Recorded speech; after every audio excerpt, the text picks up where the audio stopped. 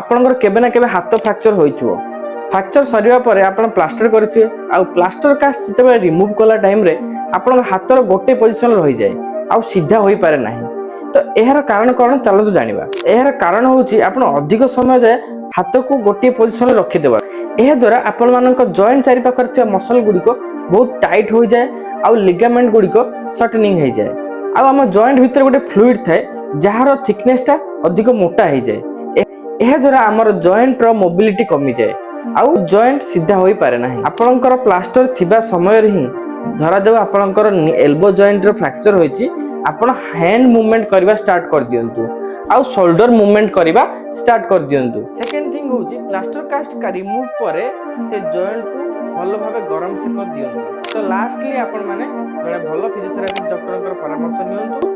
तो एही भली वीडियोस देखिया पई मो चैनल को सब्सक्राइब करंतु आउ शेयर करंतु जहार एमदी प्रॉब्लम अछि।